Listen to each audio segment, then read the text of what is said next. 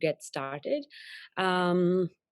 So hello everyone, and hope you're all well. Thank you for joining us for this edition of the Tech and Society Dialogues, earlier known as Talks at Tandem. My name is Urvashi Aneja, and I'm the founding director of Tandem Research. I lead Tandem's Digital Society program, which is currently organized around two research verticals, the future of work and AI and society. And with today's talk, we're also doing a soft launch of our new research program called the Responsible Technology Initiative. And I'll just tell you a little bit about the initiative before turning to the Tech and Society Dialogues. So in recent years, in response to a growing tech clash, technology companies have begun to appeal to the language of responsibility and ethics. And while this perhaps signals that technology companies are better aware of the harmful effects of their products and practices, it could also be a way for technology companies to fend off top-down regulatory measures, a way to do ethics washing while continuing business as usual. Governments, particularly in the context of their national AI strategies, can also be seen as appealing to the language of responsibility and ethics. Often they're concerned that regulating too much or regulating too early could stifle innovation and global competitiveness, and many as a result are looking to more market-based instruments to enable responsible self-regulation by companies. We see this most evidently in the context of India and in the context of its AI strategy. But such self-regulatory measures are unlikely to provide adequate protection or help course correct digital innovation trajectories. But at the same time, the use of the language of responsibility and ethics by technology companies, by governments, perhaps creates a strategic window of opportunity for civil society actors to steer technology trajectories to align with the public interest. But to do that, we need to inject this paradigm of responsible technology with a new set of values, with a new set of frameworks. So the question, I think, for us as we set up our responsible technology initiative at Tandem is, how might we reframe responsibility into a productive category oriented towards the realization of positive social outcomes rather than a reduction of regulatory and policy steering? And what are the alternative values and frameworks we need to extend responsibilization outside the rationality of the market? So Tandem's Responsible Technology Initiative will examine the values, capacities, and strategies needed to enable a responsible technology ecosystem in India. And we're going to do so across three research verticals: AI, big tech, and public tech. And as part of this effort to foreground questions of ethics, values, and capacities in the Indian context, we have launched the Tech and Society Dialogues. Tech policy conversations in India, and I think many on this call would recognize that, and in many other parts of the world as well, are often reactive and deeply polarized. In India, they're also primarily about the here and now, about how we can fix the particular crisis at hand or how we can leverage the particular opportunity at hand.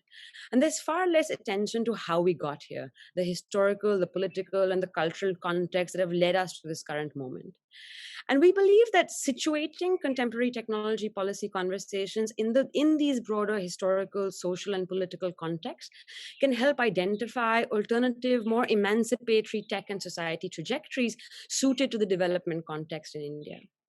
And in recent years, we see some of this, especially in the context of AI, we see some of this historicization of tech trajectories happening in industrialized economies. I think some of the work around decolonizing AI is a good representation of this. But some of these narratives that we see emerging in Western countries often, I think, end up seeing the global South as a passive category, devoid of local agency, of politics, and of history. And in some sense, that's the central provocation for these tech and society dialogues, right? To situate contemporary tech policy conversations in their broader historical and cultural context by creating a platform that can help bridge or bring together social science research and policy research. And in some sense, I think the speakers for today are are perfect to set us on this journey. And Sandeep, in fact, puts it so well in the book that he's going to talk to us about, where he says that how can we develop a more expansive vocabulary beyond the West and the rest, to understand diverse systems such as China's social credit system, or Kenya's M-Pesa system, or India's Aadhaar system on its own terms. So we aim to hold a tech and society dialogue every month, and we seek to invite researchers to present their work on tech and society transitions in India and in the global South, and then to try and consider how these insights might help us reframe or recontextualize contemporary tech policy conversations in India. So we hope that this can become a space for deep and foundational conversations about tech policy in India. So without further ado, sorry, I have a fly flying in front of me. So without further ado, I'm delighted to be able to introduce our speakers for today. Our speaker for today is Sandeep Mertia, a PhD candidate at the Department of Media, Culture and Communication, and an urban doctoral fellow at the New York University. Sandeep will be presenting a groundbreaking new study mapping the historical and emergent dynamics of big data, computing, and society in India, published in a recently published volume titled Lives of Data, Essays on Computational Cultures from India. Lives of Data is an open access publication from the Institute of Network Cultures, Amsterdam, in collaboration with the Sarai Programme at CSDS, Delhi.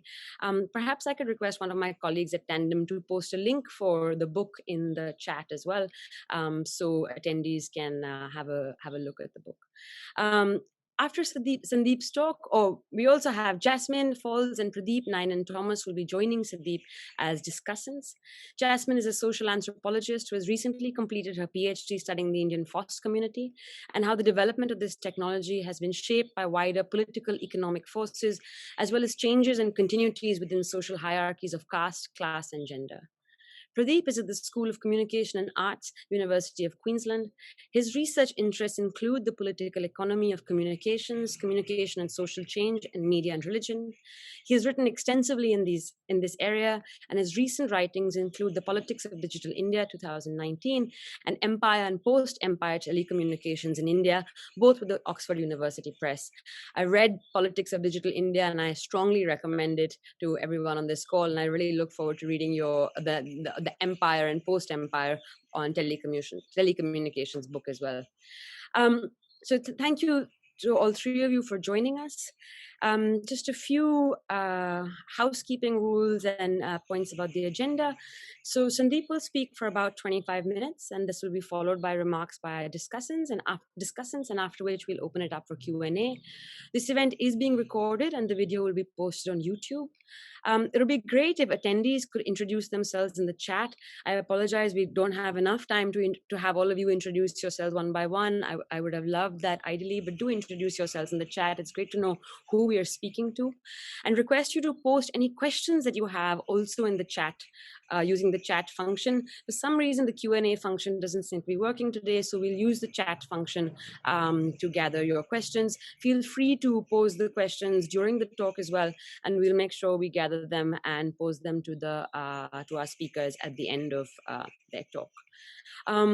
So with that, Sandeep, over to you for your talk.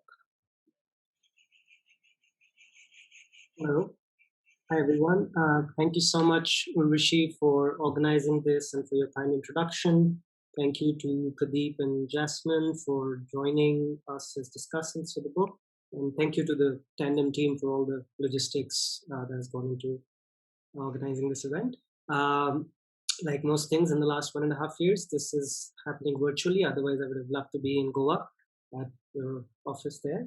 But I'm joining you all today from Jaipur, 40 degrees outside. And this is what we're going to talk about today. This is the book, if you can see it.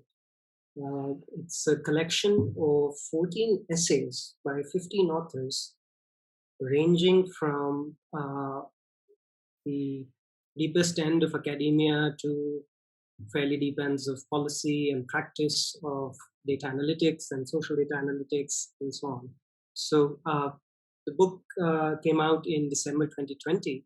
I'll speak a little bit about my background and the background of the project through which this book emerges, and then we can delve deeper into the specific topics in the book. This might be the right time to share my screen. I created a presentation.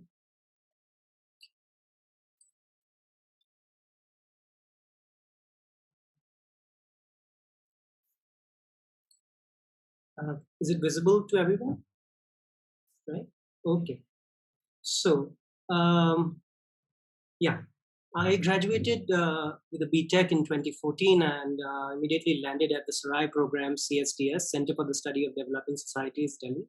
And I thank Ravi Sundram and Ravi Vasudevan for saving me from the IT industry and opening up the possibility of academic research for me. And this book is a product of that kind of encounter. I was exposed to STS, Science and Technology Studies, in my undergraduate at Dhirubhai Ambani Institute in Gandhinagar. And in late 2014, when we were conceptualizing this project, this was the project, which ran from January 2015 to July 2017. When we were conceptualizing this project, Ravi, me, and others at Sarai, we were looking at various trends that were emerging back then. And although it's just 5-6 years time, many of those things might feel like decades old because the speed some of these things have taken is truly unprecedented. And part of the challenge is to how to think through that speed without just trying to catch up with it. Right? So when we were conceptualizing this, just putting in the first building blocks of what could be a research project on ethnography of social data and big data analytics in India, we were looking at some of the key discourses that were emerging around, say, first the industry, the big tech as we know it today, with its wide range of publications and discourse machines of what is big data and how it may revolutionize life as we know it. 2015 is the time when many of the critical publications, social research publications around big data have also arrived on the scene. The journal Big Data and Society is also quite active by then, I believe. Some of the foundational books and papers were also written. And while one way to engage with them would be to say that, hey, things are different in Global South and this is how it's different, XYZ, right? Which, for those familiar with the history of development and modernization, we have been at it for a while, right? So how to try to not launch another cycle of that critique and think of it in a slightly more generative way, because when we started looking at the practices on ground, regardless of the discourse of the global big tech or our national post-colonial state or post-colonial state or authoritarian state as we know it today, but the practices on ground had many different stories playing out at many different levels that did not match up with the kind of global discourse or the academic or even the technology industry discourse that we were seeing, right? There was a variety in front of us that couldn't possibly be encapsulated by certain slogans of the state or research and regulation and practice and so on. So it was a very conscious move that in order to understand what's going on the ground, we need to involve many different kinds of researchers and practitioners, because this is part of the deceit of these large-scale shifts, is to promote a standard packageable object, right? And that standard packageable big data object does not exist. What exists is various encounters of long-standing practices of governance, which are now displaced between paper and digital systems. Aadhaar comes into being in 2009. The book traces many of its trajectories. But post 2014, it takes on a very different kind of momentum, right? And while it in itself is such a large mammoth piece of technology, what it does is really bring into focus relationalities, right? The force of the technology is not just one giant database, which, as a famous bureaucrat often likes to reiterate, is behind some 10 feet thick wall or something. That is fine. That big world's largest database is fine. The way that big database is imagined and connected with various other forms of life, various other spheres of life, whether it be your banking, your email, your phone, your media consumption, your land, and all other ways in which you encounter the state, that opens up some really novel questions about what this technology means, not just as a tool that the state possesses somewhere in its armory, but something that is rewiring the fabric of the social and the relationship between the state and the citizen, right? So it's not just an analog state suddenly enabled with digital tools, but both the definitions of what the state is and what it can do and what these technologies mean is in flux. So this was the moment in which this was being conceptualized, this project was being conceptualized. And as we moved forward, and I spent a lot of time hanging around with data scientists in Delhi, Bangalore, open data practitioners, bureaucrats in the Ministry of Statistics, and various tech startups that work on data analytics projects, smart city projects, and so on. So it was very clear to me by the end of 2016 that what we need is to open up this conversation. And the attempts of doing that, that's how data. Okay. So this is the first Lives of Data workshop. It was organized in January 2017 in Delhi. The book is primarily an outcome of this workshop. I moved to New York to pursue my PhD in fall 2017. We still had another workshop after this, which was focused on digital money. Hopefully one day we'll have something of an outcome from this as well. But the book is primarily from the first workshop, right? Okay. Let me go back to the key questions that inspired this book. This idea of lives of data, while there is a history of social research that deals with lives of objects and technologies that shows how different divergences, pauses, and new kinds of pathways open up as technologies, media objects circulate in different cultural economies. What is also illuminated by tracing those pathways is our lives, right? How these objects, these technologies make and unmake our everyday lives, our horizon of aspirations, our possibilities of engaging with the state or of leisure or media consumption or self-crafting in various other ways, right? So that liveliness is really key, because otherwise what happens is an imported big data object that is just coming from somewhere from the top, either from the top echelons of the industry or the state, and you are just there to adopt it, right? So as you would see in the range of chapters in the book, there is cricket, there is Bollywood, there is bureaucracy, there is 1950s, 60s bureaucracy, there is contemporary bureaucracy, and there is surveys, Aadhaar, of course, public health projects, gig economy, and so on and so forth. Again, all of this in the service of displacing this idea, this deceitful idea that there is this one big data object and it's going to control us and surveil us in XYZ ways. The second question kind of flows from the first one, that why do we focus on socio-technical relationalities of data? Right? And part of the, and there are other lenses that illuminate different aspects, right? While I am not a fan of slogans such as surveillance capitalism, especially when they're based on 4 or 5 American companies and passed on as a global predicament, but they do illuminate some partial truth. What socio-technical relationalities do is really allow us to take a step back from the urgency of the moment and see how things are put together, right? What do I mean by it?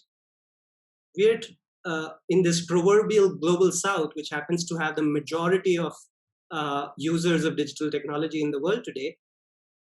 We have not gone through the telos of using television in each and every home, then the personal computer, email, and now WhatsApp, right? 50% of the India is still pretty much not on the internet, and the one that is still, and the majority of one which is there, you cannot map it on a telos of the standard linear history of technology from Web 1.0 to 2.0 to smartphones and so on and so forth, right?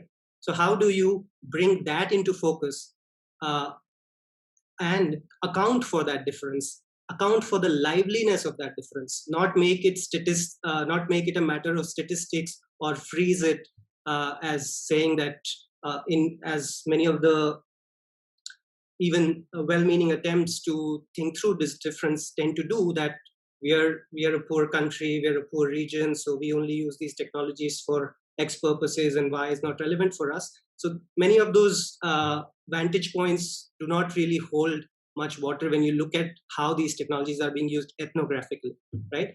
How your mobile phone locational data is bouncing around, or how your Aadhaar data is bouncing around in one ways in paper lives, in another ways in biometric data, in another way as a something that is linked to your bank account and mobile phone. There are many other levels at which this is floating, and many of them are not possibly always linked with each other, but they can be. There is potentiality for that, and there is potentiality for great amount of state abuse of these technologies, which we have unfortunately witnessed in great volumes in the last few years, and some of the chapters detail how that works. Now, the third part, how to study global computational cultures from India. Now, this is where I want to stress that this is a global story shared from the perspective of India. This is not a global story which is just randomly happening in India, right? Many of the technologies that we are making now are also exported to parts of Africa, Southeast Asia, and so on, right? Many of the technologies that the state uses are built here, right? We are no longer the back office of the world. And even when we were, the relation between the front office and back office was not as simple as many of the millennial IT revolution discourses had projected. So having stressed that, let me quickly move to this. Okay, there's the cover. And if I may self-plagiarize a bit, I'll read a small section from the book, because I was thinking better when I was writing it. On page 14, in the section on socio-technical relationalities of data, perhaps the biggest irony about big data is that it has little to do with data per se. Rather, it has a lot to do with classifications, connections, and patterns that emerge or can be generated when large-scale, high-dimensional, real-time, and variably structured or unstructured data are mashed up with other data. Individual Aadhaar card, credit card, internet history, or any other machine-readable data in itself does not mean much. It has to be positioned within the relationalities and infrastructures that demonstrate, for example, the uniqueness of fingerprint relative to the biometric data of 1.3 billion others, or the classifications of one's online purchases in a cluster of other users who might be interested in buying a related product. While invasive collection and monetization of data might feel like the infrastructural norm today, this is not always the case. The online ticket booking website of the Indian Railways, IRCTC, which, as we all know, is one of the most used platforms in the world, moved to a distributed in-memory database, which is one of the many big data architectures, in 2014, and is still trying to find ways to mine and monetize its treasure trove of user data. And I believe they recently have also proposed linking it with Aadhaar in some fashion, among various other proposals they have come up in the recent few years. Simply having large amounts of data does not afford analytics or intelligence. However, some of the IRCTC data was leaked in 2016, and the data dump was sold in grey markets online as well as in compact discs, CDs, for 10,000-15,000 rupees. Intermediaries are key here, from contractual content moderators of the most industrialized platforms to entrepreneurial data brokers who market government-owned as well as private telecom and financial data. Intermediaries of various kinds populate, innovate, pause, and punctuate data flows. Neither proliferation nor circulation of data follows any universal law, architectural truth, or definitive model of intelligence. Right? Even the most elegant forms of ad tech surveillance very rarely gets it right, right? But getting it right is not even their objective, which is the most interesting part. But we'll get to that maybe later. So the question then is, how then do certain actors, epistemes, platforms, and organizations emerge as dominant? There are important conceptual questions involved here about how computational cultures are deployed to shape the circulation of power, knowledge, and capital in the contemporary, including the constitution of a distinct territoriality. Many commentators, top businessmen, and government ministers have expressed concerns about quote unquote data colonization by Western technology companies in India.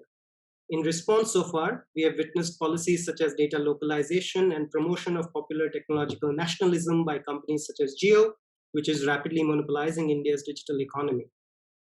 We should be careful to not conflate the physical locations of data, that is, server farms and network devices, with computational territories of extraction of value and accumulation of power wielded through data.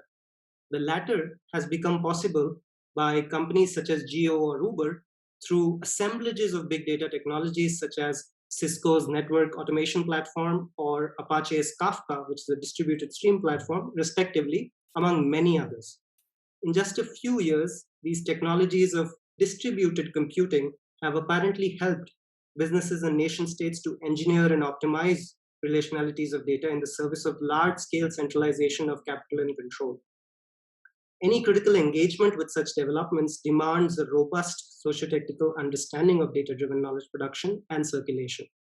Thus, socio-technical relationalities of data, the possible ways in which data generates and is generated by the relations amongst objects, digital and analog. And I should point out here the reason why we use the term computational cultures and not digital cultures is because computing is something processual. It's in process, right? But it's not always contained in digital media. And as you would see in India and many parts of the developing world, that it is always put together through assemblages of paper and digital, where the slippage is in between and various pauses in between. So objects, digital and analog, people, collectives of users and non-users, right? We are at probably around 50% internet users. What about the rest, right? We have been hearing the next billion users for almost a decade or more. I've been hearing it for a decade, maybe others have been for a longer time. How are they conceptualized as a future data bank of sorts? And phenomena, social and mathematical. And COVID becomes a good entry point to talk about it, maybe later. These are key to understanding the historical and emergent conditions of data-driven knowledge. And it is what this book tries to do is cast a wide net to understand, not to give you a definition of what these relationalities are, but to open up the conversation and say that, hey, there are these relationalities. Now, how do we follow them, right? This is how they work in one domain. This is how they work in a completely different way in another domain. But there is something going on which compels us to think them together. Right? This is the colophon of the book. Okay, here's the main stuff that I'm very honored to represent. I wish we could have everybody here and talk about their chapters, but I'll very quickly just say a few words about each of the essays, right? So the foreword by Ravi Sundaram really sets the tone of where this book is coming from in the last 3 decades of the history of the internet in India and the last 2 decades of Sarai's work, which has been foundational in thinking through media and technology and urbanism, not just in India, but globally. The introduction is about the stuff that I've been blabbering on, with more nuance than I can summon at the moment, but the sections, there we go. First, histories. Did Mahalanobis dream of androids? I like the cheap thrills of such titles, and I'm not sorry about that. But Vasanta Chandra Mahalanobis in 1930 hired a human computer as the first employee of the Indian Statistical Institute, right? There was a lot going on here before India managed to import and build its first indigenous computers. So what this essay tries to do is pick a fight with all those who conceptualize computers as machines or tools, consciously or subconsciously, because we live in the waiting room of history of technology transfer. So I try to push back against it to say that the tremendous amount of work that goes in setting up an institute like ISI with wide-ranging computational and statistical practices and what that imaginary is like, and how that imaginary today seems to be hijacked by certain kinds of computational practices, which only reflect a small section of what is otherwise socio-technically possible, right?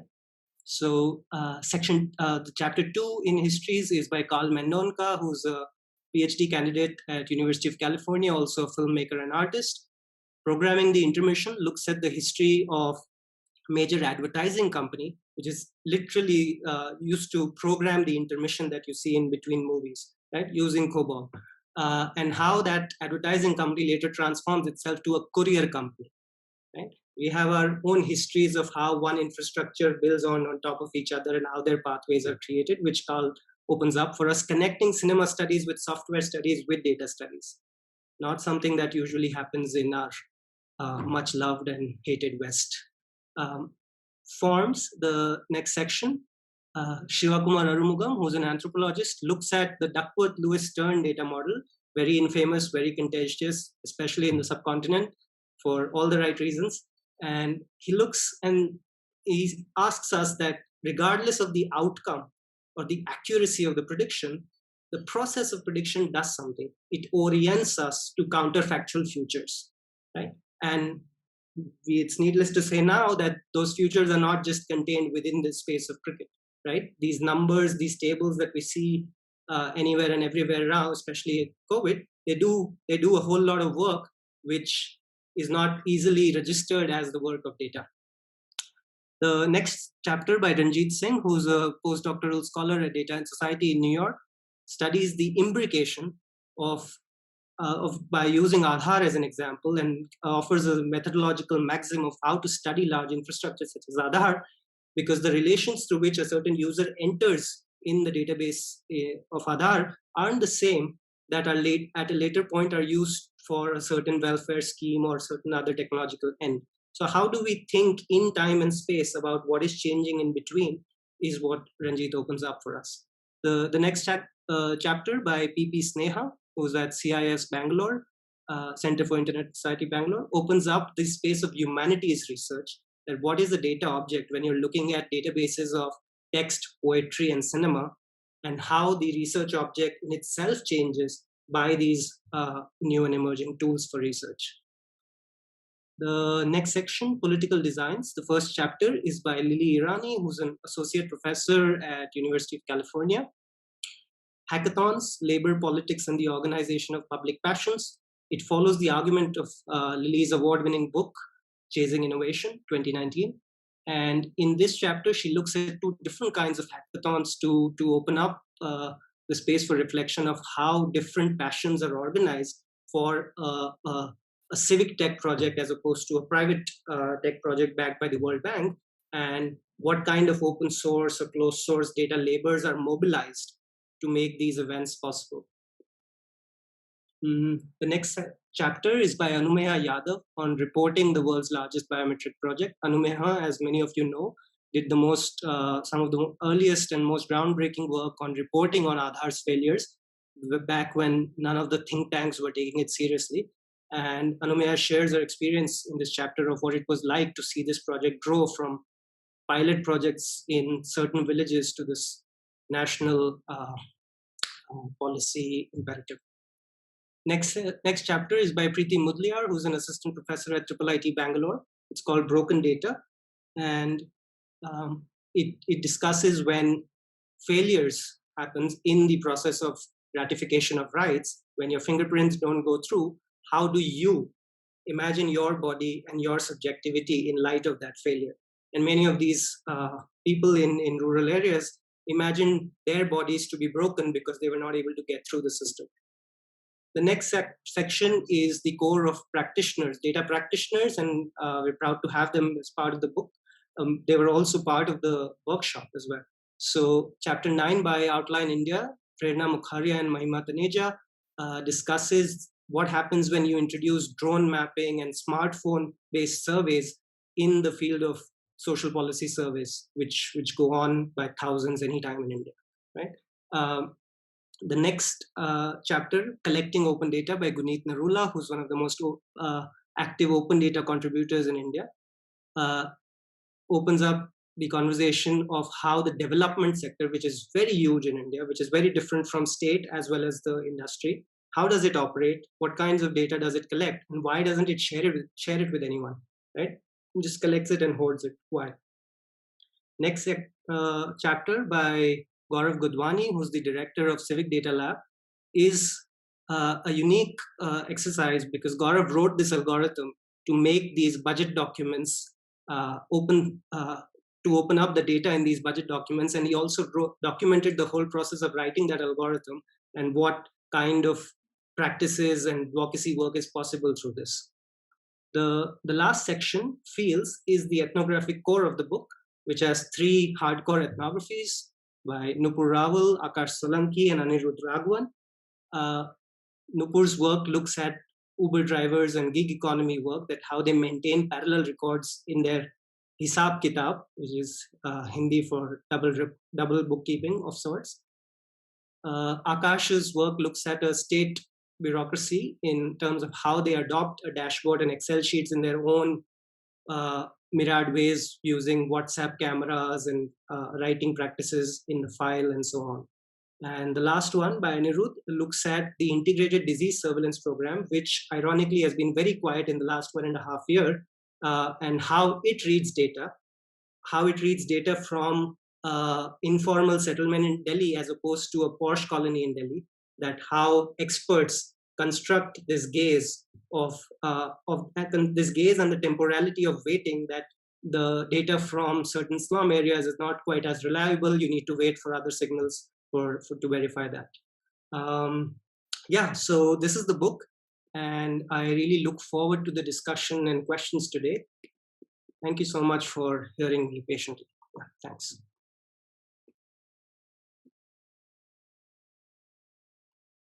Sorry, I'm on mute.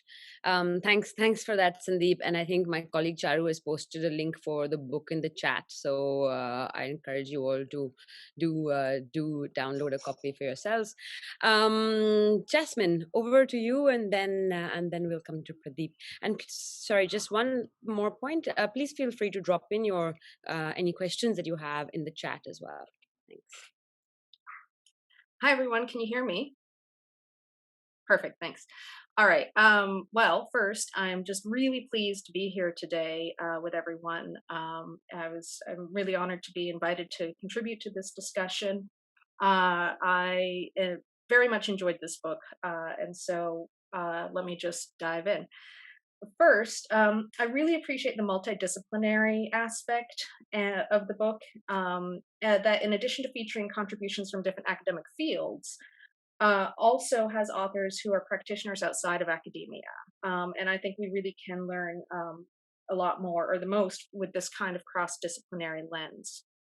And so by focusing on, also by the focus on computational cultures through the lens of data rather than technology, I feel like this really frames the reference and the analyses are opened up considerably.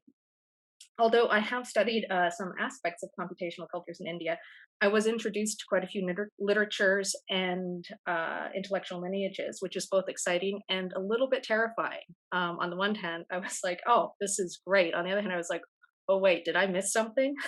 Luckily, this book now exists and I've read it, so I will be incorporating many of these insights as I am revising my PhD into publication. All right, so now I'm just going to kind of talk about the kind of linkages and questions or observations I had with these chapters throughout the book. So one aspect of the collection of essays that I especially liked was how it demonstrates how technologies have been developed from a local initiative or grafted from imports into something uniquely Indian. Of course, this whole volume attests to this, but the first 2 chapters by Sandeep Mertia and Carl Mendonca show us how data have been shaped by, and in turn, shaped Indian social life during the past century. In addition to illuminating a history that has not had enough light shed on it, they ask us to question our preconceived ideas about what computers or big data even are. These provocations help us to think through the specificity not only of the Indian context, but I would say all regional contexts. And the work big data does in framing public imagination about possible futures is foundational to our contemporary experience. And several chapters in this volume elucidate how these imaginaries are constructed and contested. So Siva Kumar, sorry, Arumunagam's analysis of a black box model used in cricket matches interrupted by rain demonstrates the ways in which such algorithmic data models depend upon but also produce rule following communities. And Ranjit Singh uses the concept of imbrication to show the ways in which Aadhaar has been constructed layer upon layer over time until the layers meld into each other with institutional practice. But to better understand big data involves entangling these layers with attention to how they are constructed in specific times and in specific places. What both of these essays alert us to is the ideological work data constitutes and offer analytic tools for teasing apart how such ideological strands are formed in contemporary life. And once again, I would say, obviously, this is within the Indian context, but these are lessons that I think that we really can take out and use elsewhere, or should anyway. So I was struck by the emphasis so many authors in the book put on the materiality of data. And while this is something that often gets discussed, especially with regard to the environmental impacts of data farms, high-tech trash, or mineral mining, what I really liked was the ways in which several authors illustrated how reliant data is on individual physicality. For example, Pradip Mudliar's ethnographic descriptions of the lengths people go to soften their fingers, often in vain, so a print reads for Aadhaar verification, as well as the similar problems that are discussed by Anumei Yadav's chapter chronicling the rollout of the Aadhaar pilot, which highlights how, in addition to the difficulties of getting fingerprints read, the failure of any one of several necessary technologies could keep people from food rations. And another great discussion of intimate physicality is Akash Solanki's description of digitizing records in a government office that are photographed, sent via email and or WhatsApp, and then printed to be marked up and then filed. These processes reconfigure bureaucratic practice into a mishmash of digital and physical documents. I also really liked Nupur Raval's description of how drivers for ride-sharing services keep physical account books, both as an extension of a traditional practice common across occupation and as a physical record to gauge if or to what extent the algorithms are gouging them. So these examples of integration of traditional physical data alongside digital records reminded me of Milton Singer's observations about traditionalizing new technologies by folding them in to everyday practices. And this is also something that I observed and discussed during my own research. And so the ways in which technologies are taken in, used as needed, but not necessarily relied upon. And it was a conversation that came up repeatedly. In fact, one of my interlocutors explained that he saw the Indian way of incorporating whatever is good from outside with traditional knowledge. And an example he used was using Western and Ayurvedic medicine as an expression of autonomy, which also ensures that there are always multiple ways to solve a problem because one is not too dependent on any one system. So I'm not sure the extent to which these practices are unique to India, but this insight into hedging bets, as it were, does highlight how reliance on one complex and fallible system, like Aadhaar, can wreak havoc on millions of lives. And that was, just something that really became quite clear, is that when you have an all-encompassing system like Aadhaar coming in, it's really getting rid of all of these other options that people have to get their needs met. And so a separate but related strand that stood out for me was the qualitative roots of quantification, or the human embeddedness in big data. And so Purna Makaria and Mahima Tunisia's discussions of the often complex and localized survey testing and design work necessary before quality data can be collected was instructive here. And speaking as a former cognitive interviewer and survey designer, a really welcome inclusion. As well, Anirudh Raghavan's chapter on data flows at the Integrated Disease Surveillance Program in Delhi also highlights how quantitative data are mediated and made trustworthy, not only through weighting, but also through the qualitative relationships between data collectors and analysts, which also demonstrates their biases. And so the relationship, and finally, the relationships between qualitative and quantitative are also front and center. And Puthia Sinha's discussions of the frictions between the traditional humanities and technology as represented in the emergence of the practice of digital humanities, which are quantifying the qualitative, although sometimes then making them qualitative again, depending on the types of output. And so, of course, also what Sandeep asks us to do is to center computers from the history of computing in India. And we see, and in so doing, we see that the heart of data crunching and analysis resides in a human chest, even if an electronic computer is employed. So another thing that I really noticed and liked about this book was the roles of politics are woven throughout the book. And by which I mean the politics with a capital P, meaning the priorities of elected officials and political parties, as well as politics with a small p, the ways in which individuals negotiate, align, or counter each other on the ground as they try to mobilize for change in their communities. And for me, this was most apparent in the chapters that discussed open data.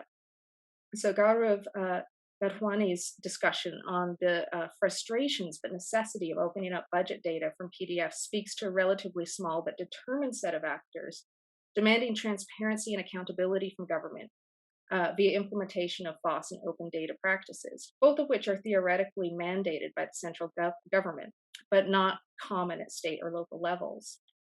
As well, Gunit Narula's chapter makes a compelling argument for why collecting and opening data in the development sector organizations is necessary, but concedes that the politics of donors and traditional structures in development are an impediment.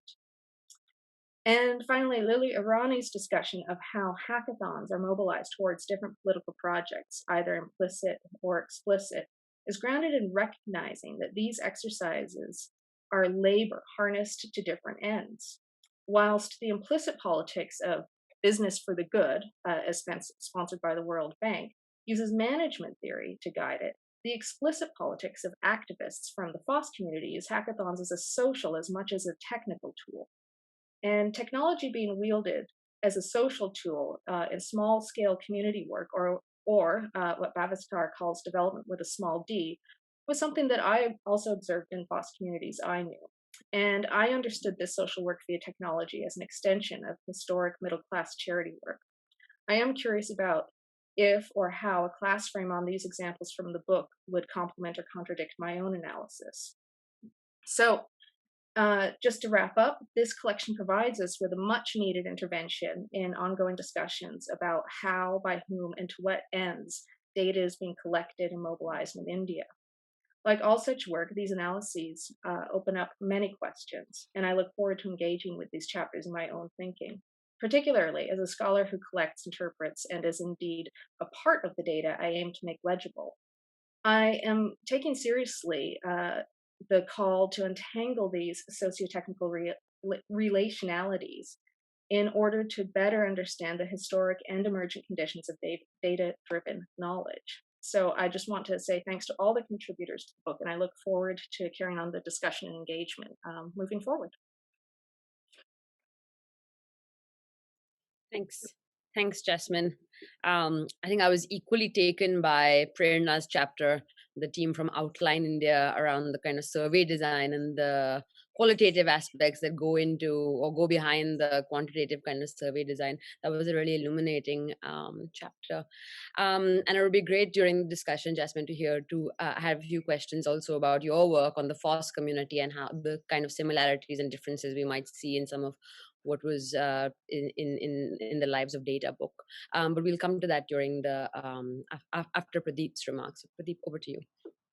Thank you. Thank you, Urvashi, for this invitation, and thank you, Sandeep, for stitching together this fine compendium of writings on the many lives of data in India. And to me, this book is really about the kind of complex history of data in India and data relationalities, as you pointed out.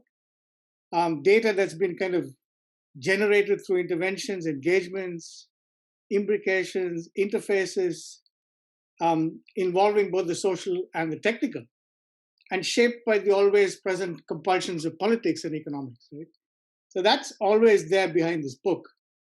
As the book points out, data gathering has, been always a part of this country. In colonial times, making sense of a complex country by its many rulers. Right? So that's always been with us. Although, unlike in the past when data gathering was a bit of a hit and miss affair, we all live in context today in which data generation has become a rather mundane activity, right? And in which the data subject is being constructed by everyday data accretions. Right?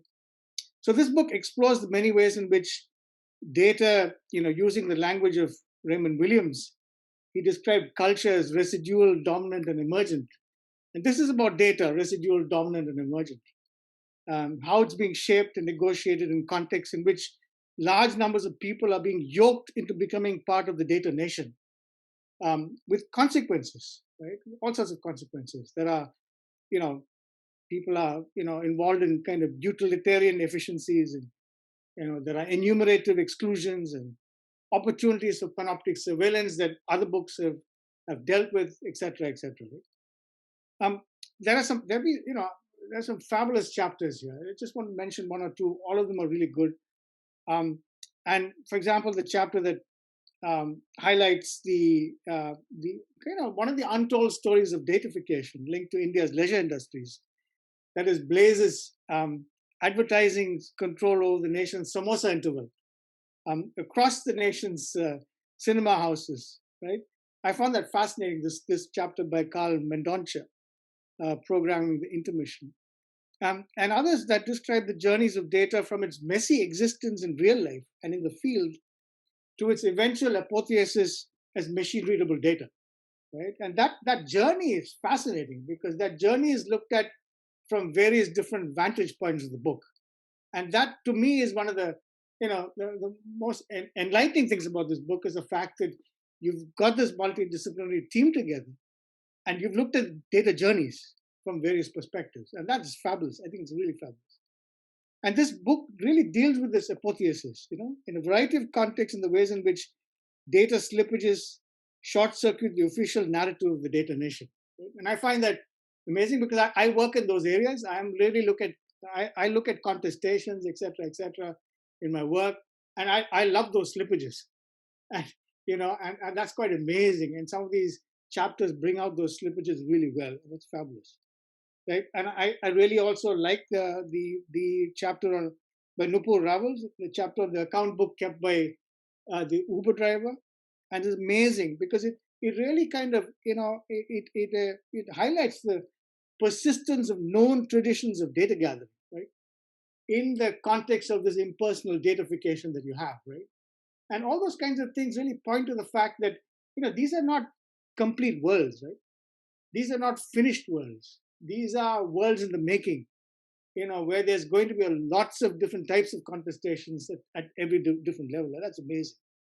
And I think I just want to reinforce the fact, and I think Jasmine mentioned this as well.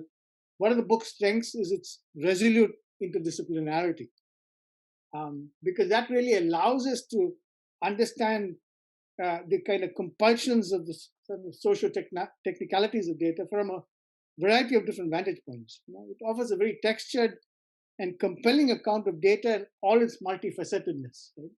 And of course, I think this is the beginning of more work on this kind of of an interdisciplinary nature, because you can look at data from all sorts of perspectives, and you guys have just scratched the surface in that sense, right? Because you really can look at it from so many different perspectives.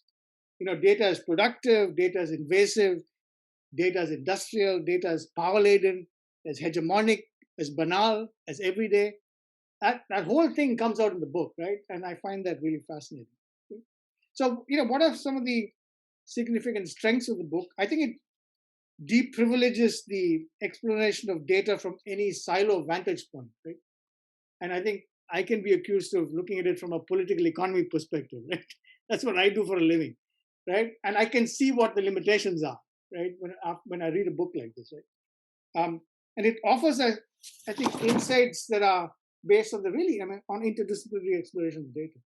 It also deals with the practices of data and context, and that's really important. And again, that's something that you brought out, Sandeep, in your introductory remarks. There are different contexts, and we need to understand them. There's no single understanding of data, right? Data is generated in a million different contexts, right? And that is quite amazing to see, data being produced in the kind of slipstream of data continuities and discontinuities over time. Right?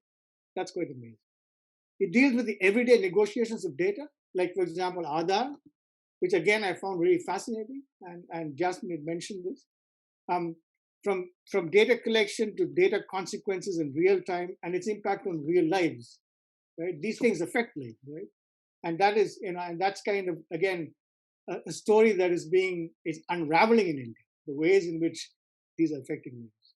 And of course, at the back, you have the reason of state by a state that believes in data as the means to make sense of complexity via practices of governmentality, etc., etc. You have the state, and of course, it also highlights the need for provisional and context-based understandings of data affordances.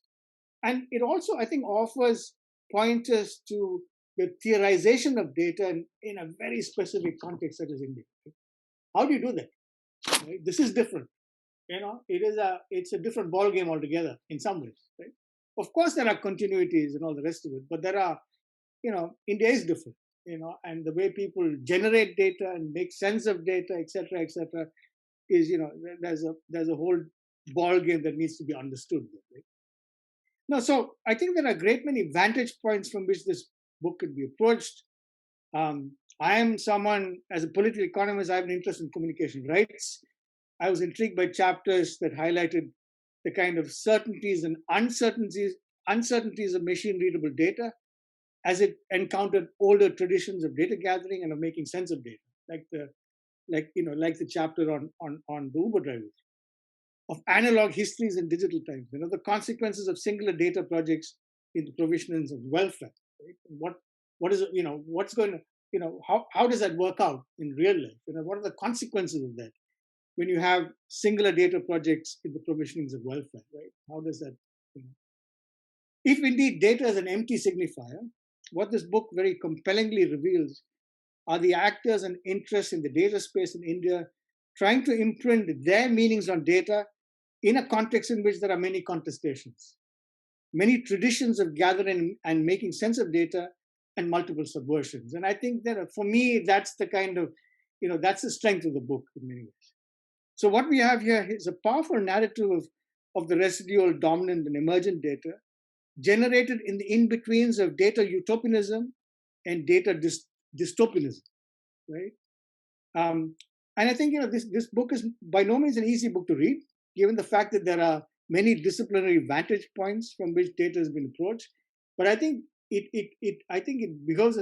really falls on us to read this book because of the fact that interdisciplinarity gives us a much more complex understanding of this thing called data, right? Where it comes from, where it's going to, what people make of it, etc., etc. So that Catholicity, however, is required, given the fact that data is multidimensional. It is as much about statistics as it is about anthropology. and its meanings are arrived by considering data intersectoral. And that's I think, one of the strengths of the book. So many moons ago, I had written a piece on the informationalization of life processes, on the informational logic of cybernetics and its key role in production and reproduction across multiple sectors, from biotechnology to transport and the cultural industry. This is way back when, right? In the 90s, I think. It dealt with the consequences of what James Boyle termed the homologization of information. Right? So, I think, this writing kind of, got me thinking about something that I had written years ago about these kinds of connections and the fact that, these are complex realities, right? That these many marriages have taken place. That data has become this, this incredible thing that is all around us, but we don't know much about it in the sense, right? And the only way to understand this is to kind of look at it intersectorally, and in a kind of interdisciplinary kind of way. So really, I mean, as a final point, really, I must thank Sandeep and your compatriots who contributed to this wonderful volume. And the key thing here is reminding us of the need to factor in complexity when dealing with data. And that for me is the key thing, right? And I think there are more writings required in this mold, and more writings that deal with some of the key public and private issues arising from the interfaces between data and society. Right? So once again, congratulations to you, Sandeep, and the many contributors. It's an excellent volume. Thank you so much. Thanks for those comments, Pradip. I want to open it up now for Q&A. So please feel free to drop in any questions that you might have in the chat. And maybe while people are still formulating their questions, I can kick it off with one from my end. So as someone who works in the space of tech policy and who's trying to see how we can situate contemporary tech policy beyond the kind of here and now, and how we can develop frameworks that help us understand the contemporary moment beyond just kind of plugging holes in a leaky dam, right? So I guess the question for me and it's for all three of you is that as scholars who work on the history, the culture, the political economy of digital India, how do these conversations around what the lives of data help us rethink contemporary tech policy conversations? So for an example, there is the kind of data empowerment paradigm, right, which we see as being very central to Indian policy, not just tech policy, but to the development paradigm in India, right, where data, because we are a data-rich country, that is also a pathway to becoming to accelerating kind of development, right? Equally, we see kind of the language of data localization, data sovereignty, data colonization in the Indian context. But as you yourself point out, Sandeep, in the book, and many others also highlight that, the global South is not just a geographical space, right? We need to think about the kind of marginalized voices even within the Indian context as well. So just to kind of, it'd be great to get your reflections on how you see the current kind of moment that we are in India, of digital India, where tech is so critical to the nation building project, to the development project, to leapfrogging institutions, so on and so forth. How does this understanding that that we have through your book and through Pradip, your work, and Jasmine, your work, help us rethink some of these contemporary conversations? Sandeep, we could start with you, and then we can, and then Pradip, and then we'll come to Jasmine. Thank you so much, Rishi, for those excellent questions, and thanks to Jasmine and Pradip for such generous remarks and engagement with the book.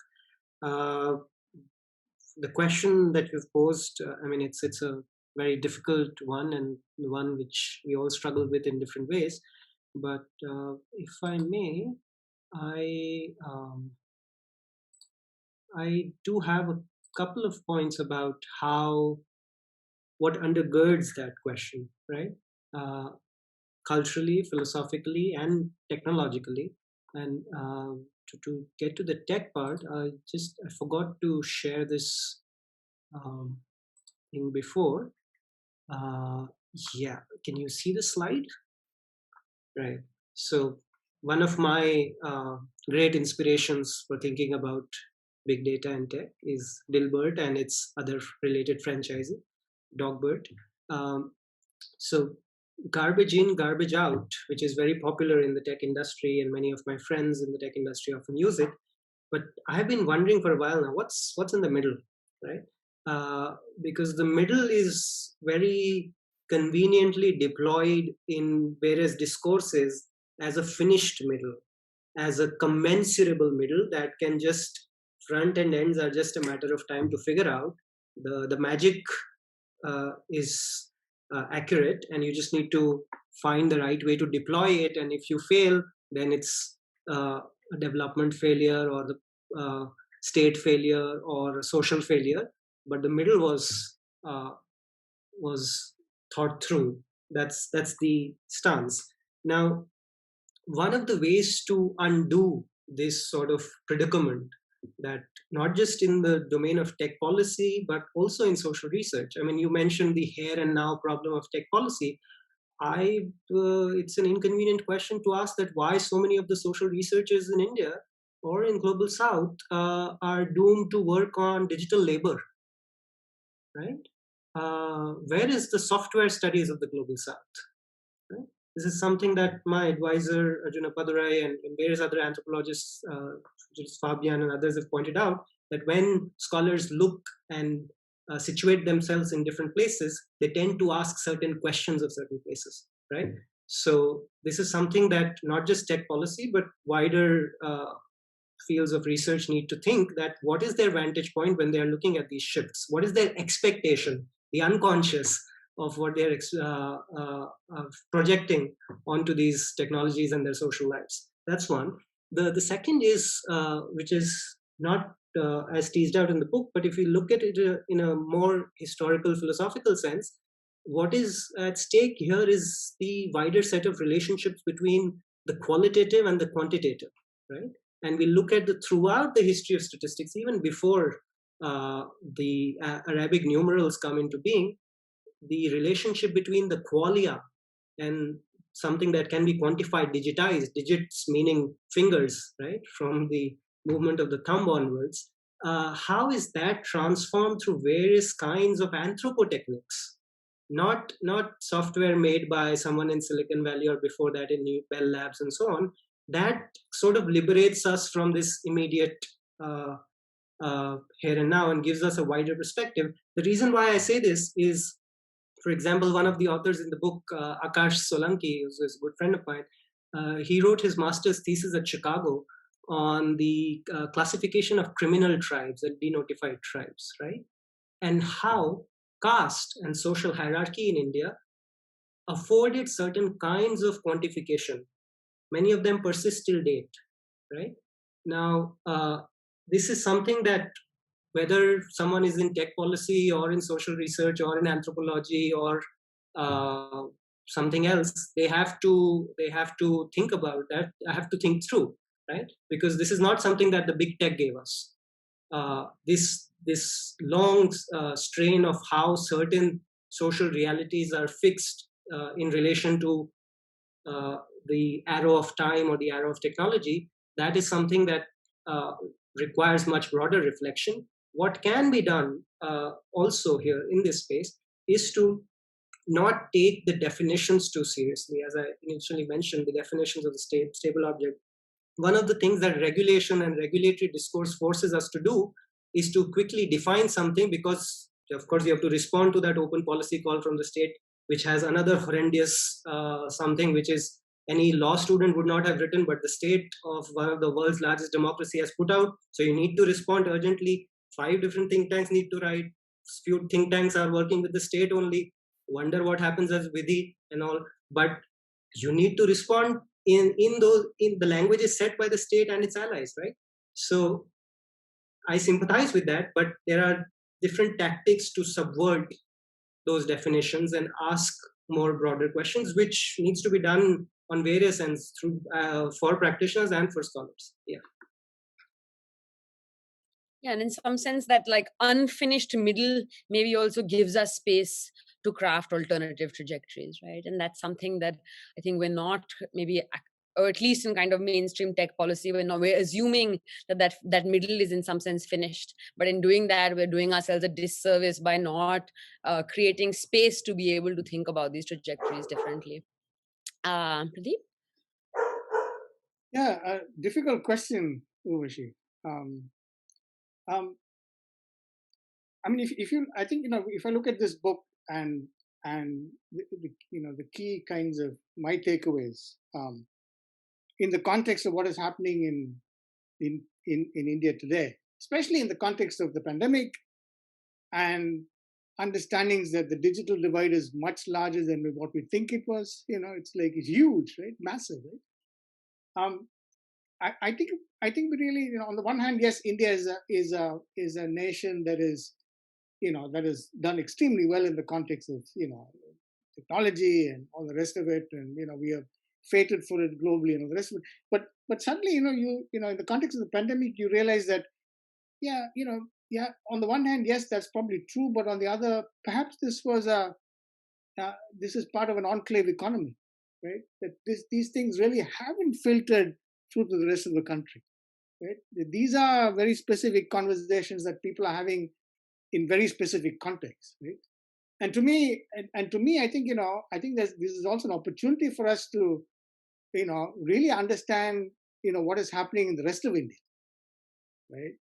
Especially when it comes to these technologies, right? Because we take so many things for granted, right? That these are realities that people face in different parts of India, etc. When actually that's not the case, right? We still have large groups of people who are living in a different world, in an alternative world, right? And so I think we have these parallel conversations on data and technology, etc., in the country, I think, right? And there has to be a kind of way of bringing the two together in some clear kind of way, so that we are kind of grounded. And at the moment, I think, and I think again in the context of the pandemic, it's pretty clear that there are so many different worlds in India, right? And for me, that's a challenge. How does one deal with technology, data, etc., in the context of these different worlds, right? And that seems to be one of the challenges. And I think to a certain extent, Sandeep's, this book deals with that in some ways. But there's a lot more that needs to be done. And from a political economy perspective, I think that'll be fascinating to see how these things work out. I know when we have these kind of textured accounts of, from different parts of rural India, on how they've dealt with these kinds of tech issues in the context of the pandemic. I mean that kind of stuff will provide us with, I think, a much more kind of what's a textured understanding of data really in India. So I leave it at that really for the moment. Jasmine, do you want to? Yeah. Well, first, obviously, I don't have an answer, but Sorry, it was not meant to have a single. Yeah, I know. Easy answer. but what this is a question that people were asking all the time when I was doing my research, because there is a very relatively small but very dedicated group of technologists in India who are saying, look, how can we mobilize this technology to improve the lives of everyone in the nation and kind of reframe how it is that we even kind of think about technology. And it's really difficult because even within this group that shares a lot of the same values and goals, there is a lot of infighting. There is, and there's different ways of approaching, especially like if we think about like evangelism, which is a really common and I think to some extent useful way of trying to spread different ideas about how technology could or should be utilized. This is done, either through kind of very politically engaged groups, kind of an individual through education, colleges and universities, or you have the kind of lobbying evangelism, which maybe an older, more established generation of technologists and bureaucrats can do because of their access to people in local, state, and central government.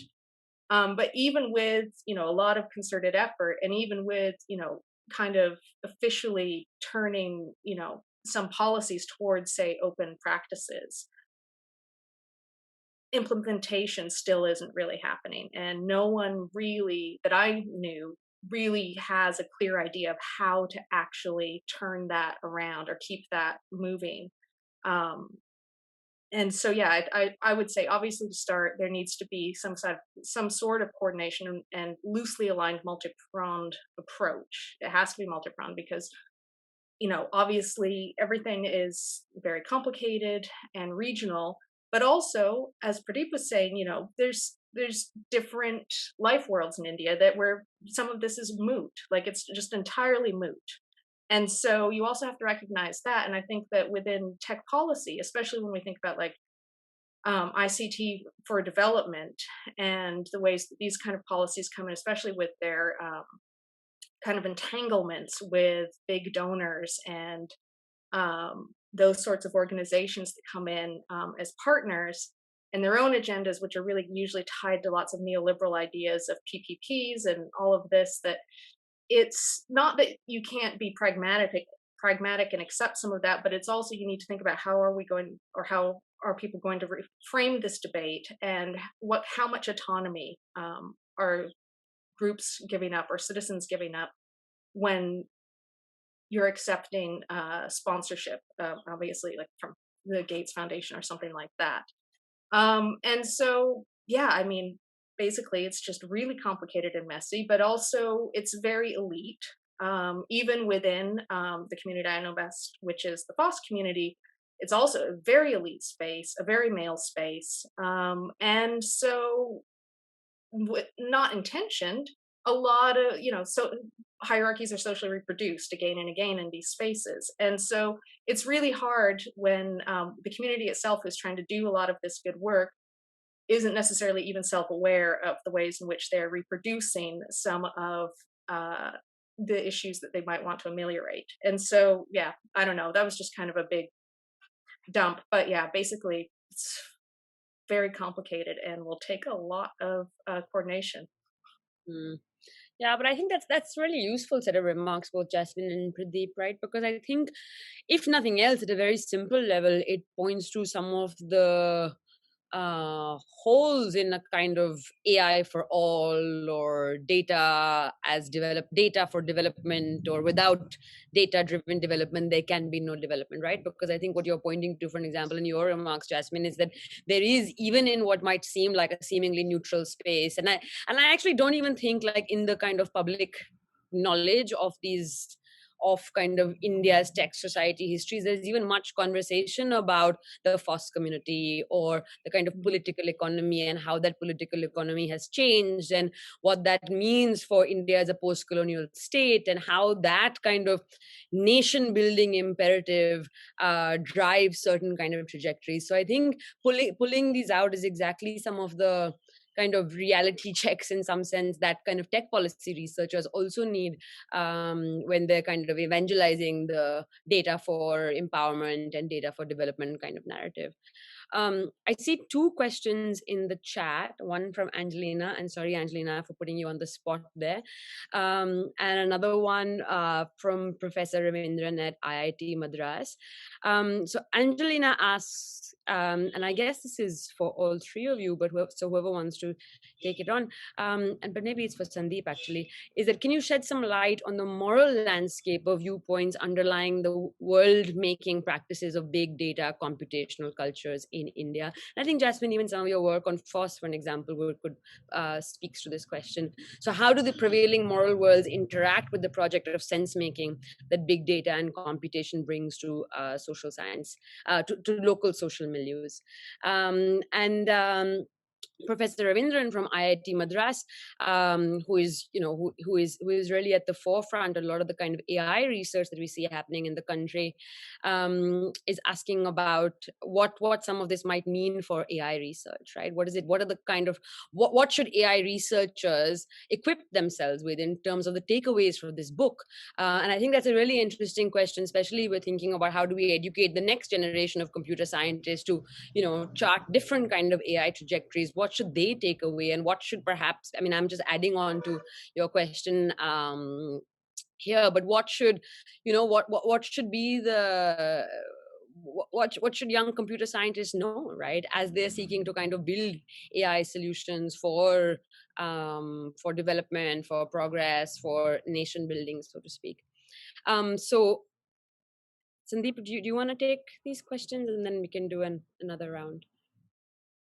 Sure. Yeah, these are excellent questions, and I can't possibly answer them in a minute. But to very quickly to Professor Ravindran's question, my first thought is let's look at the history of AI. We can spare a seminar in a semester while doing 5-6 other tech or AI things. We can squeeze in one seminar on global history of AI, not just in the proverbial global south.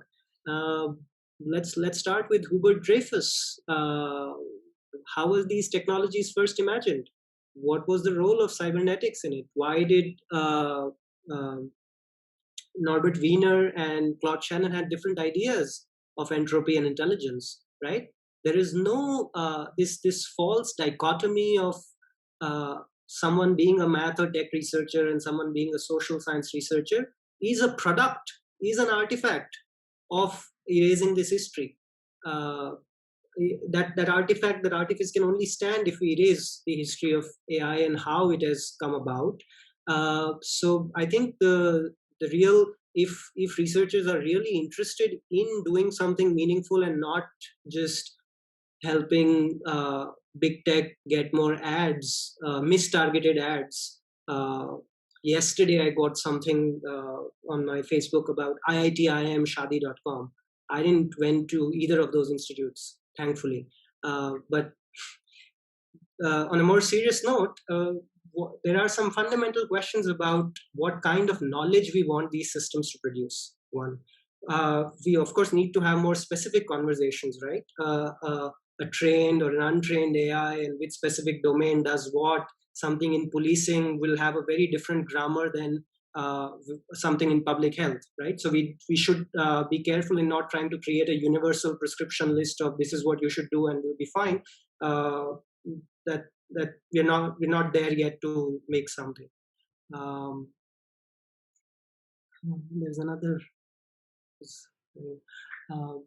Yeah, I'll stop there and let others chime in. Yeah. Whoever wants to go first. Pradip, do you want to? Yeah, a very quick one. I think, again, really, really quick. I think I'll bring the two questions together in some ways. I think, one of the key questions here, especially when you talk of artificial intelligence and, AI and the kind of moral universe that needs to be here in a country like India, right? I think the key thing is to what extent are our researchers kind of exposed to the humanities and the social sciences, right? So that they understand context, right? And if you don't understand context, you're going to come up with all these technical solutions, right? And technical solutions, are okay up to a certain point, right? But beyond that, you need to understand people that you're dealing with, right? So how do you create researchers? How do you create, researchers who understand community, who understand context? That's fundamental, I think. Right? And unless you have those kinds of folks who are exposed to those realities, you're going to get people, from these big corporate houses who reproduce a certain understanding of what AI is all about or what it should stand for. So it's just that, I think it's that exposure, that kind of a learning that, that these folks who come from the, science and technology, should be, they need to be exposed to that kind of learning. Because otherwise there's that danger that you will kind of reinvent a certain understanding of what AI is all about, without it being contextually located. So I'll leave it at that.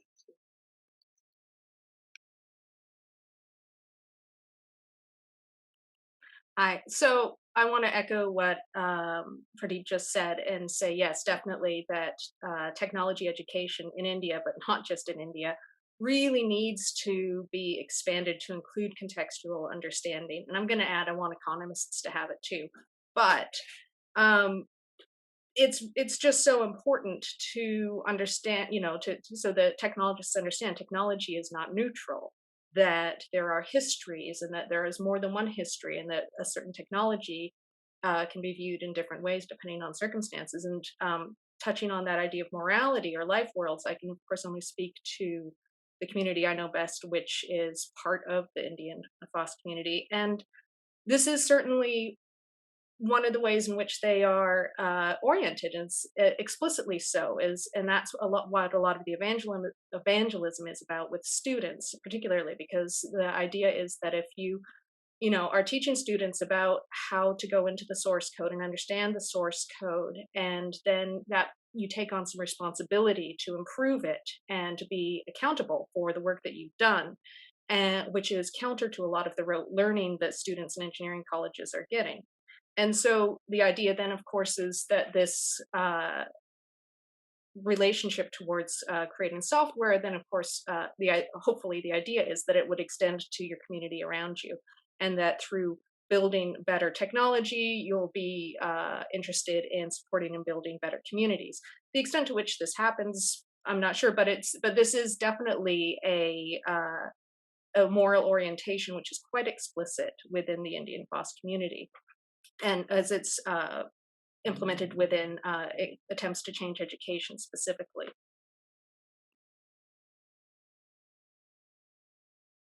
Do we have any other questions? Yes, Sandeep, go for it. Yeah, there's a follow-up question by Professor Ravindran, and just to add this history and relevant today bit, let's look at disability and AI. So many of the assistive technologies, right, which are very helpful for people otherwise who are not at the front and center of progress and technology discourse. How are they developed, right? Isolated scientists, technologists who work in an island aren't able to develop those. Those technologies emerge from cultures of collaboration and interdisciplinarity, where assumptions about what is the history of discipline, what are the compulsions or the vision of the discipline are a bit loose. And there are various other institutional conditions required for that to happen. Individual cannot just one day decide that I'll have an interdisciplinary team to do this, right? It requires some long-term institution building efforts. There is no simple answer there. These things are complex, and scholars need to be thoughtful. But to say that this is just history is the standard kind of technologists and techno-scientific arrogance that we have of examples, innumerable examples of last 200, 300 years. Right? And the moral sense-making bit, not so much on the moral bit, but the sense-making is really critical. Because what is the sensorium after all these technologies, right? And I would really be curious to see how folks in the background or AI researchers or tech policy researchers would read something like Orith Halpern's Beautiful Data, which is a history of cybernetics, architecture, and reason, vision and reason. That what we imagine to smartness to look like has a great role in shaping our episteme of smartness, and not the other way around. Which is also something which Lauren Dustens and Peter Gallison's foundational book, Objectivity, says that the very idea of scientific objectivity comes through photography of plants and diagram making, right, in 16th, 17th century onwards. So there's a lot more going on there that gets condensed into these contemporary questions, which we need to unpack and see what's going on in the making of those questions. Yeah, I'll stop there.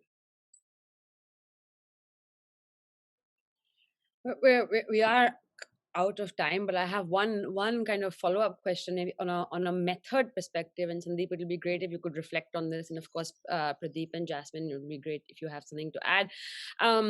I mean, I think as both Pradip and Jasmine pointed out, right, one of the great strengths of your book is that you have been able to bring together so many different disciplinary vantage points around one table in one book, right? And as an organization where we try and do kind of this multidisciplinary work, I think we still don't do interdisciplinary. At best, we do kind of multidisciplinary work. I was just wondering if you had any reflections or learnings or takeaways on how best to do this kind of interdisciplinary and multidisciplinary work, picking up also from your last comment, right, that we really need to kind of bring these worlds closer together, and not the tech building tech and the social scientists analyzing it in the after it happens.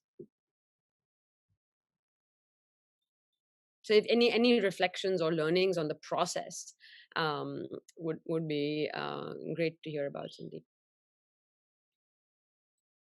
Thanks. I got really lucky.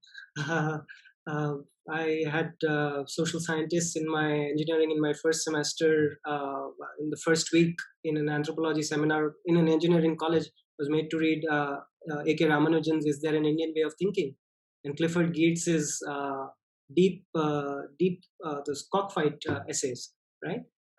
So I got a culture shock, and things changed. But this is something that requires a much different kind of approach to knowledge and policy, both, not one or the either. And I mean, we have some successful pockets where this kind of collaboration has happened, and I consider myself very fortunate to have been at Sarai, where I was allowed to do this kind of a project, which, with all the giants of social theory, there was never this stance that, oh, we don't need to talk to technologists, we'll tell you the history of statistics and governmentality, and they know it all. But this invitation that, yes, we need to hear to contemporary practitioners and different kind of practitioners and think of the encounter of the longer histories of governmentality and what is happening now, that is a stance that we can develop without larger institutional shifts in and of themselves. That's my very quick short-term answer, but these questions require many minds and much more experienced minds. I'm just very newbie into these processes, and many a times where the West is sort of frozen in a certain kind of first world time in these conversations, which is not necessarily true. There is a lot of messiness in data projects and AI research there as well, which takes a certain homogeneous tone because of challenges of language and comparative. And to be locked in a comparative mode is also a predicament that we share. They don't need to compare about AI in Australia or AI in Africa to write about AI in America, right? But so yeah, that's the challenge that we all share. I don't know if Pradip or Jasmine, you want to add anything to that. There is one more question in the chat that perhaps we can take if any of you feel that you would like to answer it. I'm sorry, I don't know your full name. I can only see your initials from AS, which is around how public and private organizations can create greater trust on data use and protecting the privacy of individuals. And the context for that question is that a lot of times data collection in itself further gets used to discriminate against marginalized communities. So for an example, organizations need to collect disability data to plan for accessibility, but to a large extent, perhaps, or maybe individuals don't feel like sharing it, right? So where data is used to discriminate, what are the ways in which we can create greater trust? Oh, I'm sorry, it's Amrita. Greater trust on data use and protecting the privacy of individuals. Would any of you like to take that question?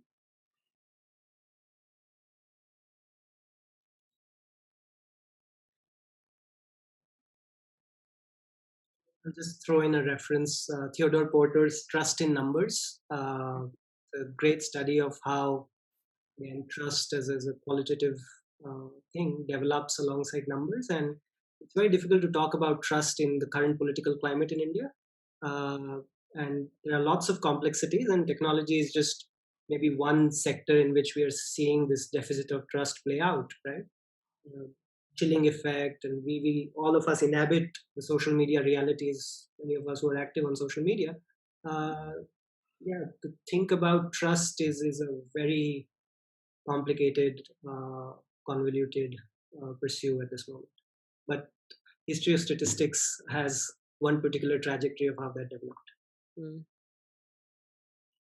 Yeah, just a quick one on this. I think, I mean, of course, it would be ideal for civil society to have, strong data collection units and organizations involved in this kind of thing, right? As a counter to the kind of data collection done by the state in these kinds of matters, right? But at this particular juncture in the history of India, I don't think there's that space, right? Because civil society itself is under so much of, they're under the pump in so many different ways, right? Because of the nature of the government today. So I really think, traditionally it used to be civil society that did this kind of thing, right? They were the ones who collected this kind of data, right? And the question is, do we have the same kinds of, do we have same strong civil society that we used to have, say 20 years ago, right? And I don't think that's the case, right? Of course, we do have, some groups that are stronger than others and the rest of it, but they're not as strong and united as they used to be, right? And I think that is a reality that the country is going through at the moment. So, but really, I think it comes back to, who can be trusted to collect this data and to protect the data, etc. Right? Is it the state? Is it civil society? And where does one draw the line on that? Right? Because at the end of the day, you can also argue that it's not one or the other, right? Because at the end of the day, the state has the most amount of resources, they've got the most amount of power, etc., etc. But the question is, can you trust them with this information? And that remains a challenge. So I don't think there are any easy answers there. So I still would, veer towards civil society, but.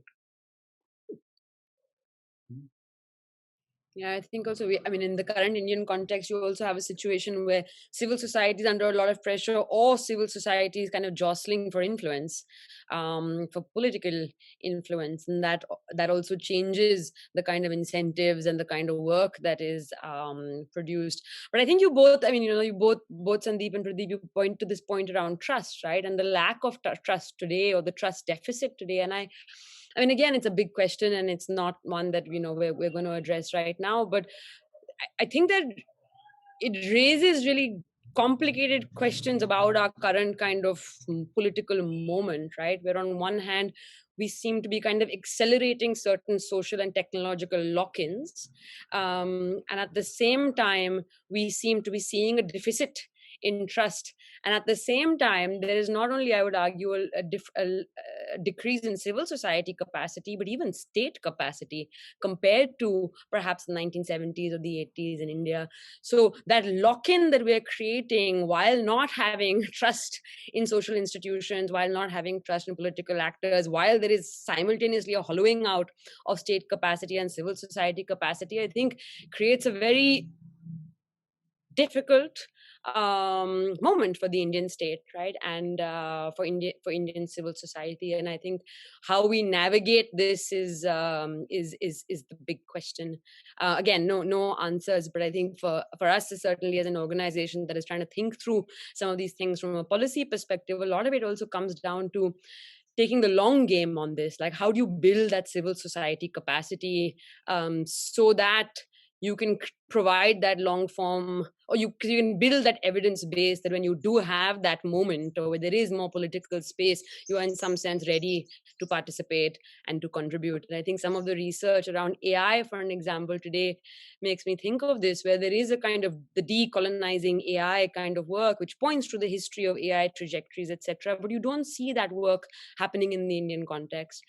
Similarly, work around AI ethics, we're not questioning what is the ethics that current AI intelligence that we're privileging, right, in AI systems, and that's a much longer set of investments that we need to make, and yeah. So again, not a question there, but I think it's a difficult moment or set of moments for Indian tech policy and thinking about India's digital transitions. we are out of time. We'd kept about 15 minutes extra in case we kind of go over, and we're kind of nearing the end of that 15 minutes buffer as well. Any closing remarks, Pradip, Jasmine, Sandeep? No, on the just a quick one on the book itself. I think Sandeep, this is a fantastic book, really excellent book. It needs to be kind of, circulated, distributed widely. Because of the fact, I think that interdisciplinary, the fact that you're dealing with these technicalities of data, right? These are, and the fact that data is complex, is generated in different contexts, it could be looked at different interdisciplinary vantage points, and all these are really important for us, right? Important takeaways for us. So thank you again for a really good, really well-edited book, and I think you've got to congratulate all the contributors to that volume. So, and thank you, Urvashi, for setting this up, because it's been a fascinating conversation. Jasmine, again, thank you as well. Thank And you. I Thank you. sorry. No, go I ahead. just wanted to say thank you so much for putting this book together and for including me in this discussion. It's been really informative and enjoyable. Thank you, Pradip. Thank you, Jasmine, and thank you, Sandeep. Thank you for taking time to share your work with us and have this conversation with us. And thank you to everyone who's attending.